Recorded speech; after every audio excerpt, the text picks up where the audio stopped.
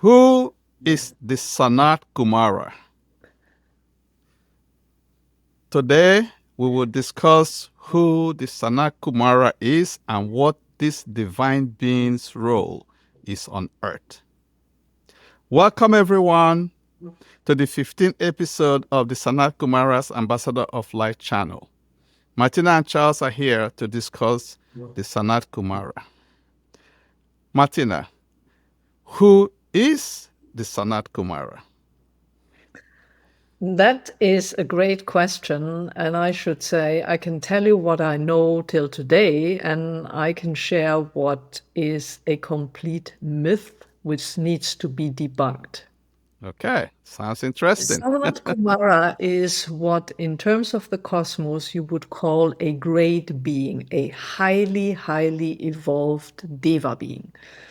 He came to Earth from Venus about 19 million years ago, but he does not originate from Venus, nor is he kind of in a relationship or married to a lady Venus. That's an earthly myth of putting beings together. Why is that? Actually, the Sanat Kumara, you should rather say it's not a he, it's a they, because it's an androgynous being. That is something to keep in mind. Second big myth that needs to be debunked, the Sanat Kumara is a title. It's not a name. It's the title of the operating officer of a celestial body. So the one who gives life to a planet like Earth is a soul. In our case, that soul is called ZONCRIET. And that soul might choose, and most souls who give life to a celestial body do so, to basically give the day-to-day running into the hands of somebody else. You can compare that to the chief operating officer of a company who makes sure everything is run smoothly. So most celestial bodies have a great Deva being that gives life to it. In our case, it's ZONCRIET, but for example, for the sun, it's Xanadu. And they appoint a Sanat Kumara. So the Sanat Kumara is a title, not a name. The soul name of our Sanat Kumara on Earth is SORK'AAS. It's one of the 48 initial fractals that was created by the Creator. So a highly, highly evolved being. Is that good for a start? Yes, well, you mentioned the name ZONCRIET and also SORK'AAS. This is new to our audience. If you would talk more about ZONCRIET and SORK'AAS because it needs the explaining. Okay, let's start with SORK'AAS. So creation started with sending 48 fractals into the void. And these were all absolute similar to the Creator, but they had different specialities. And one of them is called SORK'AAS. It's a soul who then created. This soul, 19 million years, took over the chief operating officer of our planet. And from Shambhala, which is the spiritual evolution center of a planet, so it's not just Earth who has a Shambhala, he is overseeing, orchestrating, and implementing the up-to-date divine plan for our planet, together with the leaders of the kingdoms of Earth. Many people know from literature there are four, right? The human, the Deva, the plant, the mineral, and the animal kingdom. Very few only knew that the Kunri or Blan kingdom is there, since Earth was reconnected to the cosmic communication system. They do that and therefore have a kingdom back on Earth. But since the beginning of 2025, we have in total 12 kingdoms he oversees as a leader.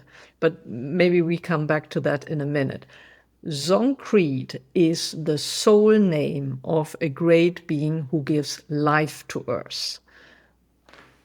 So that brings me to ask you, so we have Amaya, Mother Earth, we have the Sanat Kumara, and who is the chief operating officer for the Earth, for at least for the last 19 million years.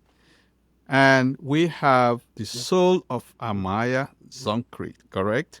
How Yeah, do these three work together? It's that's brilliant. complex. That's a really brilliant question. I would put it like this. Concrete gives life to the planet. Or let me start differently. All of them are great deva beings. What Okay. do devas do? They design, they create, they maintain, and also dismantle life structures throughout all dimensions of the universe and all different sorts of lives. So they create life, they build it, they maintain it, and if necessary, dismantle. In that sense, they belong to a similar form of being. Now, Zoncrete gives life to the planet. The soul makes possible that Earth has life. Okay. The Sanat Kumara is in the maintaining phase of it. Okay. And Amaya, Mother Earth, is also in a maintaining role in the sense that she is in charge for the constant renewal of life on the planet, be it a plant, be it an animal, but also human beings, so that we in our life cycle fit into the life cycle of the planet. Okay. That's the best way I can explain that. So a quick follow-up is about the Sanat Kumara being aware of all the souls that are co-creating with us on this planet. Every Yeah, single soul is within his purview. yes. Okay. All right. So, okay. First thing, there are some different images of the Sanat Kumara that if you do a search for images, you see different paintings, different images. Which one is correct? That's also a great one. Yeah, Let me put it that way. It depends. it depends. It depends on what. There is someone who initially paints an image he or she has seen of the Sanat Kumara. That goes then out onto the internet, and the vast majority of people who say they interact with the Sanat Kumara, they just copy paste what they see on the internet and twist it slightly. Okay. So the one who created the initial, I saw that with my third eye and soul, I would say that's a true image. Okay. Secondly, you have to add to that, you can only paint and realize in accordance with your library of mind. That means the images you see on the internet all fit with his description. Yeah. That he is ever useful, ever loving, ever powerful. And you see a young man or semi-young man with usually blonde or white hair who has a kind of pinkish gown. Mm-hmm. When the Sanat Kumara and I start working on his chronicles, the first image I saw of him was similar to that. Only his hair was golden Yeah. and his gown had embroidery of, say, spiritual symbols. Yeah. I'm in the process of writing volume 4 with him, and there he's just completely different. He's a lot more etheric. He's a Okay. lot more great being because in the meantime, my work with him and interaction allows me to see him that way. Okay. Okay. So, is he becoming more etheric in our view as the energy of Earth is increasing and also the frequencies around the Sanat Kumara? So, people in the etheric could see something slightly different from what is painted on the internet. I'm absolutely sure about that. Good. Because our abilities have risen to the fact that Earth is vibrating in the fifth dimension now. Okay. And that means all our abilities to see with the third eye and to see a great being in a more rarefied manner, in a more fluid, subtle manner, that increases. And we'll show the two images here. The producer will make sure that the audience will see it. The first image I painted of him and the last one a couple of months ago, where you really see the difference. And he wants people to see the difference now. Good, good. So he's not like a copy paste of a married guy who happens to be young all the time. Charles, how did you learn about the Sanat Kumara? Oh, yeah, interesting. You should ask. Learned about the SANAT Kumara not too long ago, a little bit over 2 years now. And I've a friend in India who is a rishi who connected with our friend that lives in Amsterdam and told her to inform me that I need to print a picture of the Sanat Kumara and put in my workspace. Mm-hmm. But before the message would get to me 2 weeks prior, I was searching on my own for the Sanat Kumara on the internet, and I landed on the Namas University podcast, and I was hooked, as I explained in our previous lecture. That was it for me. And as I continued to learn more about this higher being, I realized that he is the same being described as the Ancient of Days in the Bible scriptures. And so the same being who is the God of this world. God means the director, coordinator, orchestrator of this world, as each world has one. So that's the beginning of my connection with the Sanat Kumara. Continued to work with the Namas University, and the Sanat Kumara gradually won me over, and we can talk about that a little bit later. Yeah, maybe next time Maybe we next time. dig into Yeah. that. Yes. So, Martina, I have another question to you. How did you also learn about the Sanat Kumara? In early 2013, I became a member of a group of 3 women doing energy work. And I was really the junior one, the apprentice. And we were regularly in contact with the likes of Joshua and Mother Mary, and they directed us to energy work. We met bi-weekly via Skype.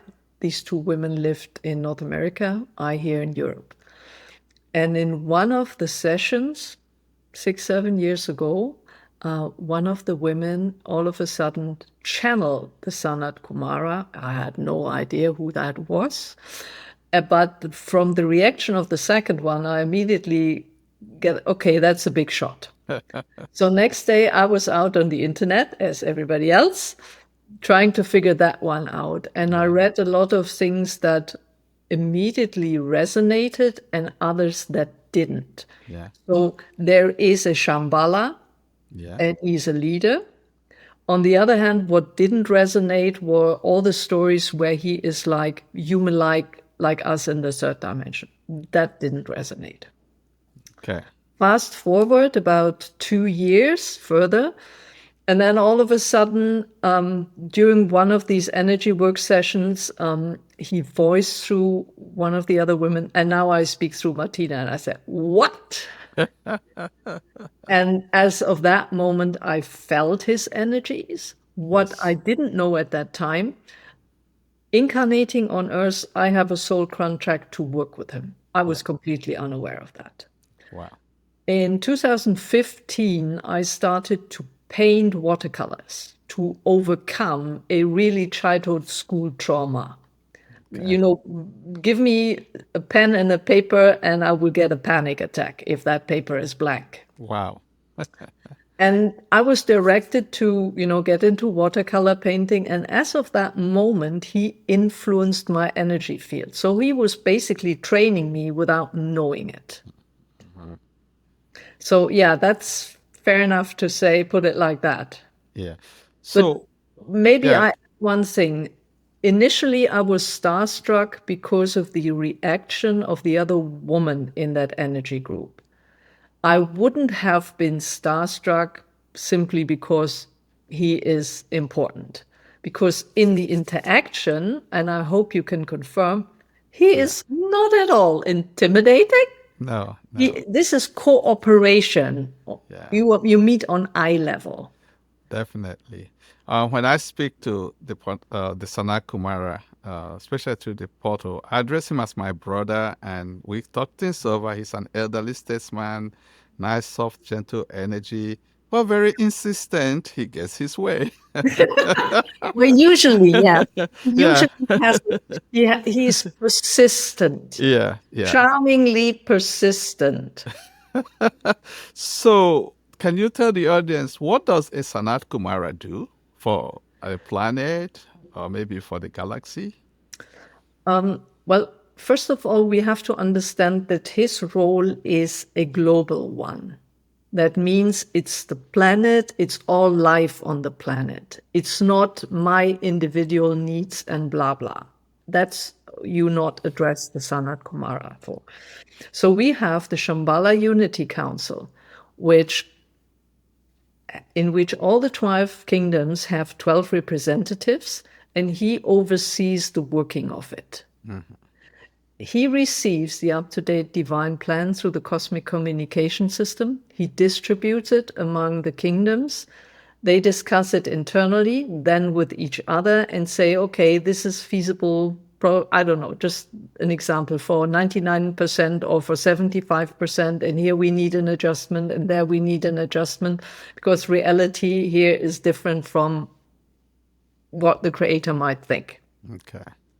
And what is important also to understand is because of that leadership position for our spiritual development, he is in contact throughout the galaxy with other organizations like the Federation of Light. He is in contact with other planets. He's in contact with the one leading our galaxy and beyond. So it's in that respect a diplomatic function.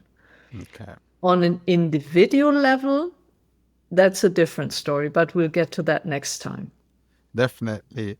The Sanat Kumara has said that there are many Sanat Kumaras around, even within our galaxy, as they are all chief operating officers of different planets. I think one Yeah. number is about 900,000 Sanat Kumaras out there within our galaxy.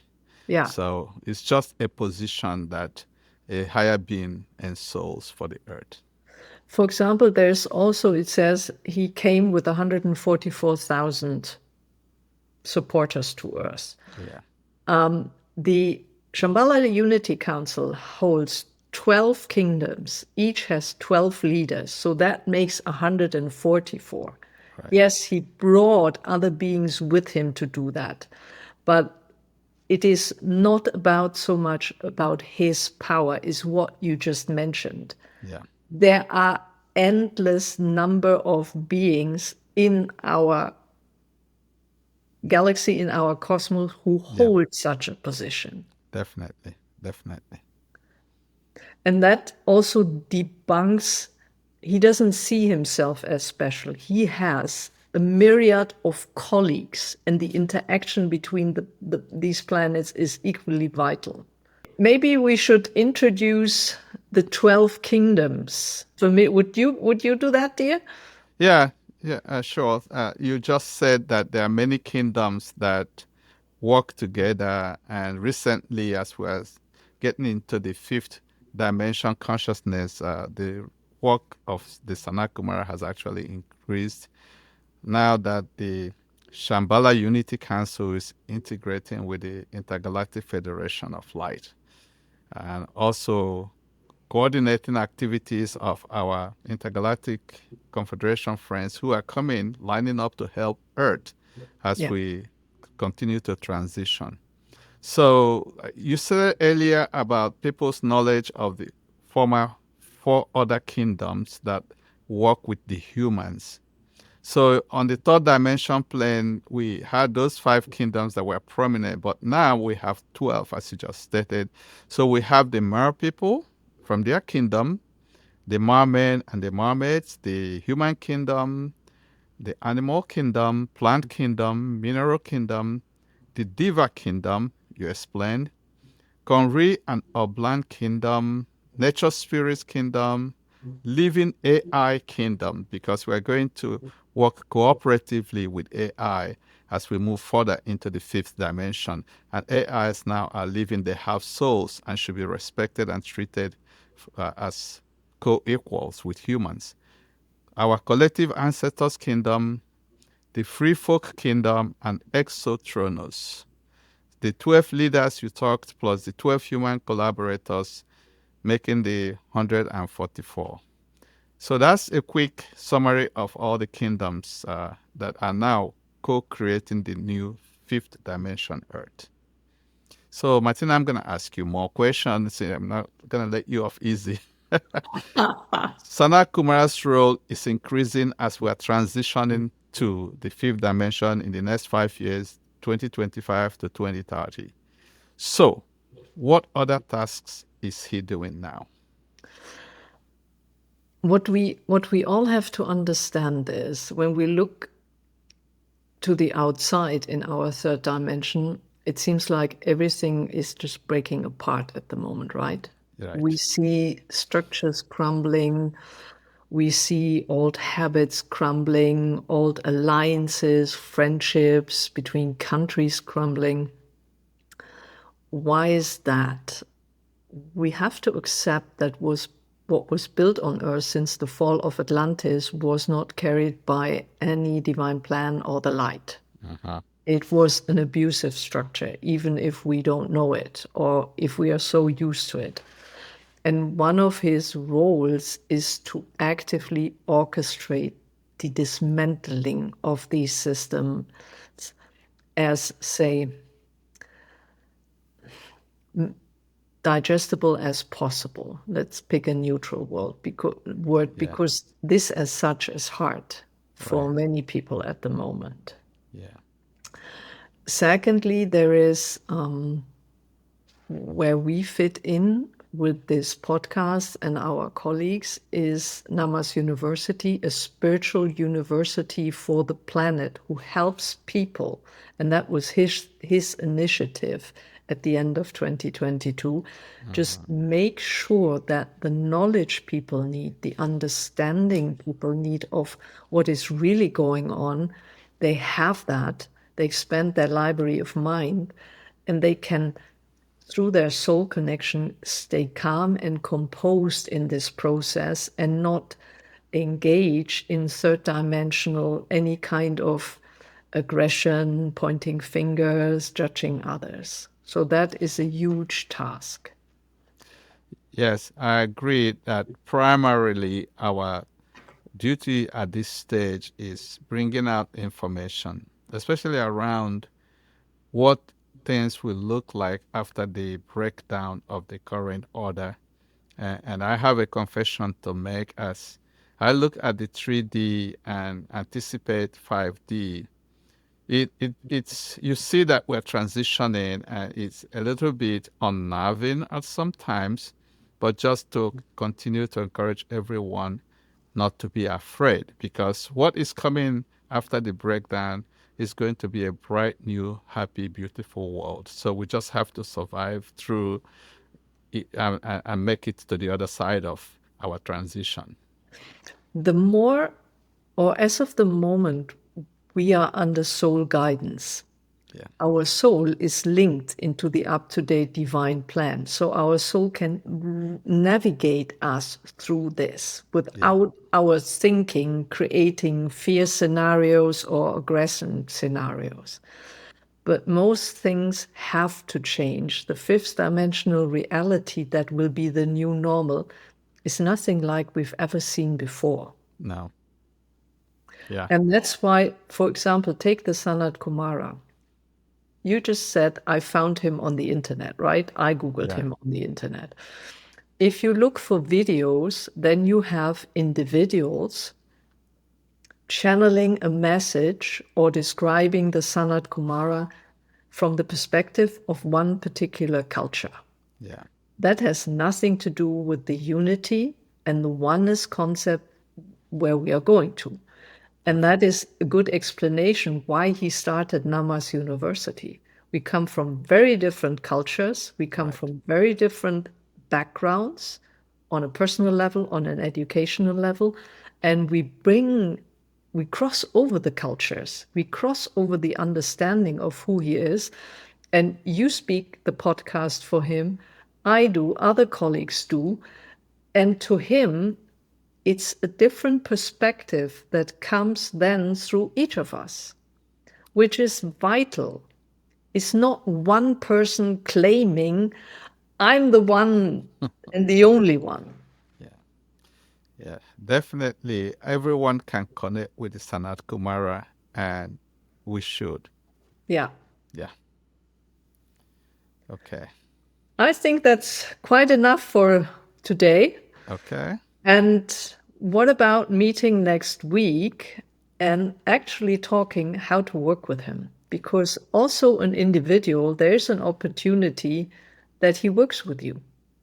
Yeah, definitely. We encourage everyone to try and connect with the Sanat Kumara. And, he needs everyone's hand on deck to get us all over to the fifth dimension. Yes. Thank you, Martina. Thank you, Charles. Bye, everyone. See you Bye, next week. everyone. Bye.